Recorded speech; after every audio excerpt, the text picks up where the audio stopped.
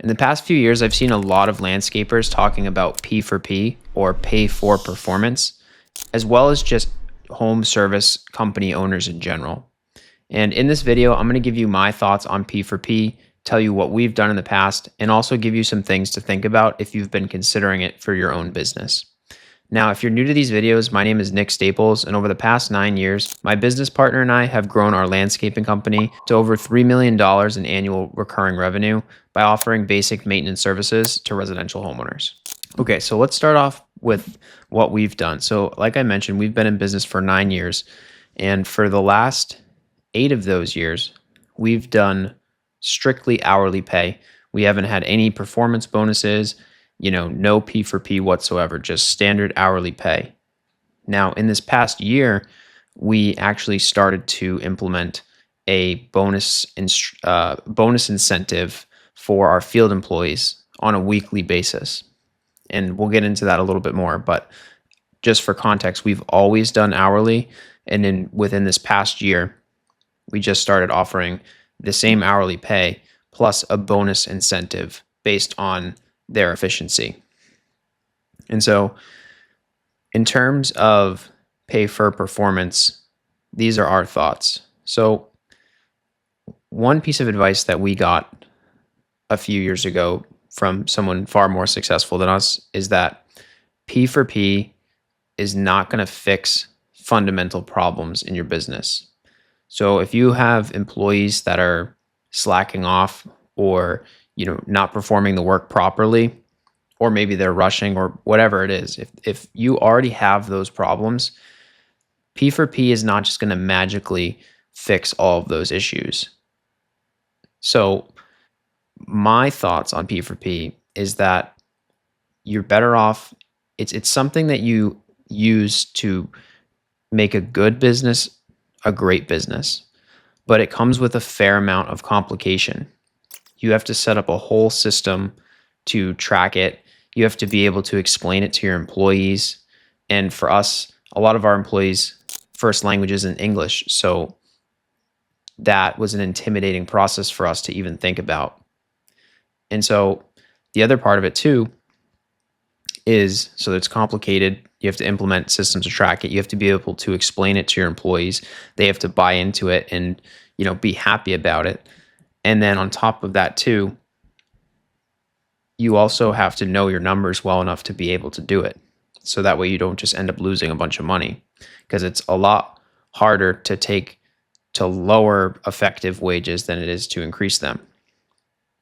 And so for us, we decided that the standard form of pay for performance was not worth the complications of doing it.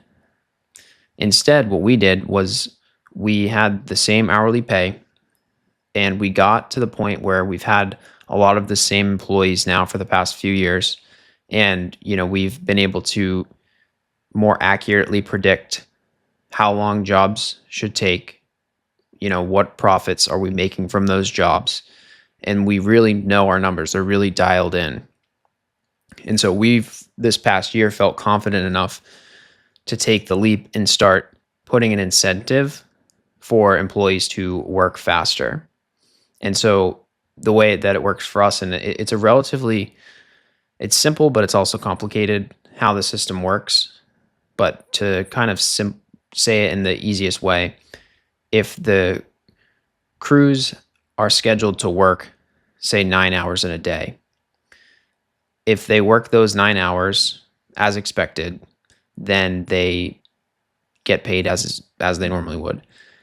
If they work less than the 9 hours, then we start to split the profit, or I should say the additional profit of what they would have made had they worked the 9 hours. So we benefit a little bit, and they also benefit a little bit in the form of making more money per hour. So again, one of the things that you have to recognize is if you have employees that are dragging out the clock, this isn't going to necessarily help with that, because they still technically will get paid more by dragging out the clock. Now, this isn't an issue for us because, like I said, we were already pretty good.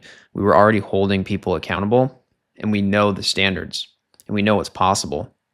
And so when we put out this system, basically what it did is it started just rewarding the people who were already going faster and made them actually go even a little bit faster. And then for the people who are right on the edge, most of the time they're also doing the work faster and they're making more per hour, which is good for them. And then long term, where you really start to benefit from this as a business owner is the average time it takes to do things should go down a little bit, which then allows you to do more work per day. So now both you and your employees can make more money every single day. That's like the end objective with this. But again, if you're just getting started or if you're a few years in, I wouldn't be overly concerned about switching to P4P. Incentives do work, but if you don't have the fundamentals down of managing people, holding people accountable, knowing exactly how long things should take, then all this system's going to do is distract you from fixing those problems, in my opinion. And I've heard from a lot of people that have done P4P that, at least in the very beginning, what ends up happening is your employees just rush through jobs and then you get more complaints. Now, again, you have a system for dealing with that. You talk to them. I think people use slips or whatever, they write ups, and then if you have a certain number of those, then maybe you lose your bonus. But again, that's like a whole nother system you have to create. Whereas right now, say you just do hourly, it should take them 7 hours to do this job. If it takes them 14, then you just go and talk to them and say, hey, why did it take 14 hours? And so that's my thoughts on P4P. It will not fix the core issues that you have, but if you're already a pretty decent business and you have good employees, it definitely can make them better. And like I said, for us, we took the approach of let's do somewhat of a hybrid version where we do the hourly plus a bonus. And again, the bonus is based off their efficiency score. So that's, again, to explain that again, maybe with a little bit more detail, there's job times and then there's overall efficiency. So job times is, this job's supposed to take 10 hours. They showed up, they did it in 9. Okay, so that's the job time. They did it in 90% of the time. Efficiency is based on their entire day, including drive time, including morning dispatch, end of day procedure, all of those things. So their efficiency score basically gives them the incentive to be efficient for the entire day, not just on the job. So if they save time on the job, that's great. But if they also skip one of their normal stops at a gas station, or they focus on getting out faster in the morning, all of those things will add up and ultimately increase their average hourly pay. And as a result of this system, like we have some guys mowing lawns who are making $30+ an hour to mow lawns, which is, you'll never see that advertised anywhere, but that's with their incentive and their hourly pay because they're so efficient, they're so fast, they're in a groove, they make really good money per hour. And then again, like I said, long term, as we continue to grow, we'll just give those crews more work. So then they'll make, $30 an hour for a full 8 or 9 hour day. And then we also benefit from that as well. So just some things to think about if you've been considering pay for performance, P4P.